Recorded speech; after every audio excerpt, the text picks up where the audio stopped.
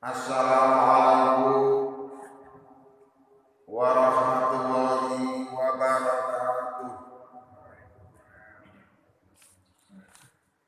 Bismillahirrahmanirrahim. Alhamdulillahilladzi ahyana ba'dama amatana wa ilaihin nusyur. Wa ba'du an Abi Salamata anna Aba Hurairata kana yukabbiru fi sholati kulama rafa'a wa wada'a. Fakulna ya Aba Hurairata ma hadza takbiru qala innaha li sholati Rasulillahi sallallahu alaihi wasallam rawahu Bukhari wa Muslim. Artisipun an Abi Salamata utawi hadis menika bersumber saking Abu Salamah ana Aba Hurairah sak temene Abu Hurairah kana wis ana sapa Abu Hurairah ana yukabiru kang lagi takbir sapa Abu Hurairah takbir fi sholati ing dalam gerakan-gerakan sholat. Kulama rafa'a saben-saben takbir saben-saben akan turun, wa wadha'a dan juga takbir saben-saben akan bangun. Fakulna mongko takon sapa ingsun, ya Aba Hurairah, wahai Abu Hurairah, ma hadza takbiru, takbir apa sajakah itu? Qala banjur jawab sapa Abu Hurairah, innaha sak temene salat li sholati, seperti itulah salat yang dikerjakan Rasulullah sallallahu alaihi wasallam. Rawahus riwayatnahu ing hadis Bukhari sapa Imam Bukhari wa Muslim lan Imam Muslim. Hadis bersumber dari Abu Salamah bahwa sesungguhnya Abu Hurairah selalu bertakbir di dalam gerakan sholat, yaitu beliau bertakbir setiap akan turun dan juga bertakbir setiap akan bangun dari sujud kecuali bangun dari ruku. Maka yang beliau ucapkan adalah Sami'allahu liman hamidah Rabbana walakal hamd. Maka kami bertanya kepada Abu Hurairah, gerakan sholat yang harus dibarengi dengan ucapan takbir itu gerakan apa saja? Dia menjawab, semua gerakan disertai dengan ucapan takbir kecuali gerakan bangkit dari rukuk dan gerakan salam sebagai penutup sholat.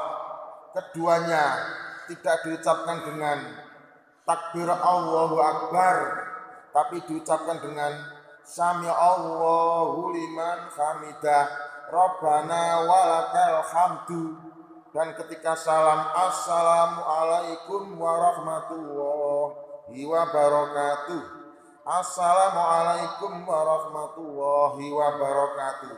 Begitulah cara Rasulullah SAW melakukan sholat. Hadis riwayat Bukhari dan Muslim. Para jamaah, hadis kala wau kula paringi tema kados mekaten. Gerakan turun, gerakan bangun dalam sholat menika wajib disertai, wajib dibarengi dengan ucapan bertakbir Allahu Akbar. Mila kula paringi penjelasan kados mekaten. Di dalam sholat yang sudah sehari-hari kita kerjakan, Sholat yang sehari-hari sudah kita lakukan, ternyata di dalam sholat itu beberapa kali ada banyak gerakan turun, ada juga banyak gerakan bangun. Turun artinya ya kita mau rukuk atau mau sujud, itu disebut gerakan turun.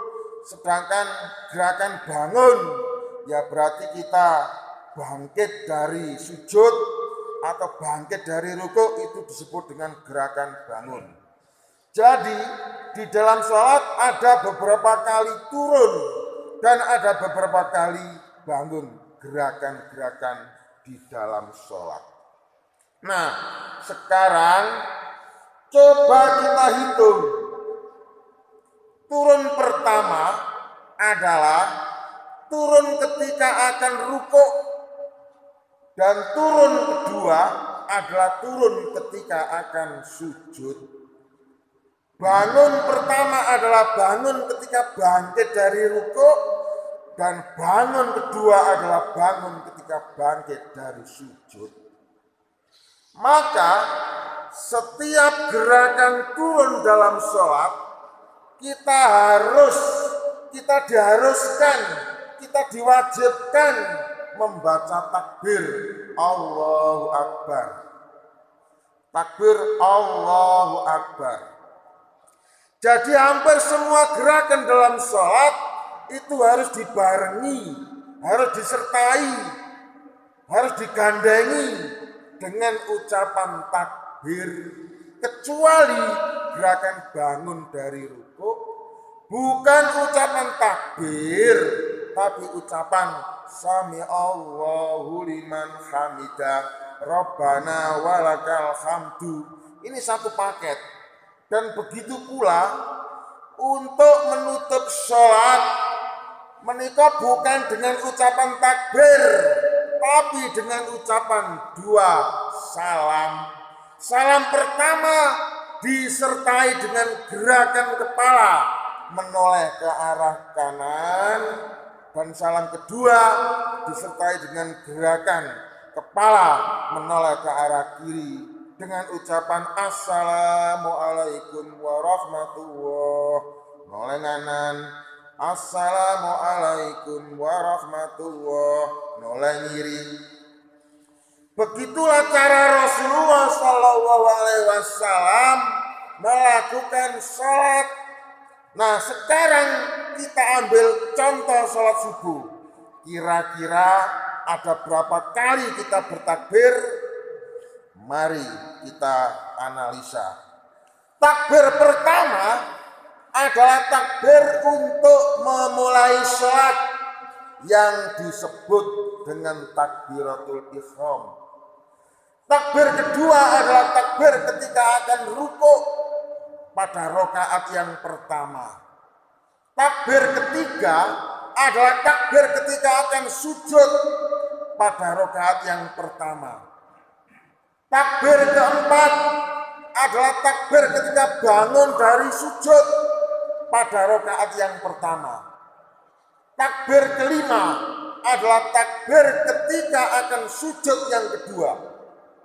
Takbir keenam adalah takbir ketika bangun dari sujud pada rakaat yang pertama. Takbir ketujuh adalah takbir ketika akan rukuk pada rakaat yang kedua. Takbir kedelapan adalah takbir ketika akan sujud pada rakaat yang kedua. Takbir kesembilan adalah takbir ketika bangun dari sujud pada rakaat yang kedua. Takbir yang ke-10 adalah takbir ketika akan sujud kedua pada rakaat yang kedua, dan takbir ke-11 adalah takbir ketika bangun dari sujud kedua pada rakaat yang kedua. Setelah itu sudah tidak ada takbir lagi kecuali ucapan salam untuk mengakhiri sholat atau untuk menutup sholat. Jadi dengan demikian sholat subuh yang kita analisa tersebut itu ternyata dibuka dengan ucapan takbir dan kemudian ditutup dengan ucapan salam.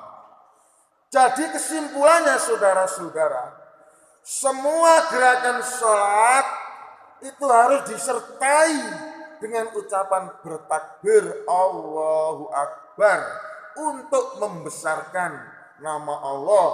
Kecuali bangkit dari rukuk, kita ucapkan sami Allahu liman hamidah Rabbana walakal hamdu, dan penutup sholat kita ucapkan dengan ucapan salam Assalamualaikum warahmatullahi wabarakatuh, sambil kita tolehkan kepala kita ke arah kanan.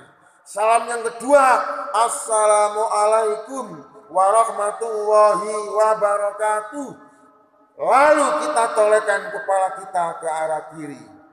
Maka di dalam sholat subuh ternyata setelah kita analisa terdapat 11 kali bertakbir dengan ucapan Allahu Akbar, 2 kali ucapan sami Allahu liman hamidah Rabbana walakal hamdu pada rakaat pertama dan rakaat kedua, dan 2 kali ucapan salam Assalamualaikum warahmatullahi wabarakatuh, Assalamualaikum warahmatullahi wabarakatuh. Lalu setelah itu selesailah sudah sholat kita. Sudah selesai setelah kita buka dengan takbir, lalu kita tutup dengan salam, berarti gerakan yang kita lakukan dalam sholat selama awal hingga akhir itu sudah selesai. Saudara-saudara, nah kiranya seperti itu yang dimaksud hadis yang saya baca, semoga bisa kita pahami untuk dipraktekkan dalam kegiatan sholat kita sehari-hari. Sekian, terima kasih. Ihdinas siratal mustaqim. Wassalamualaikum warahmatullahi wabarakatuh.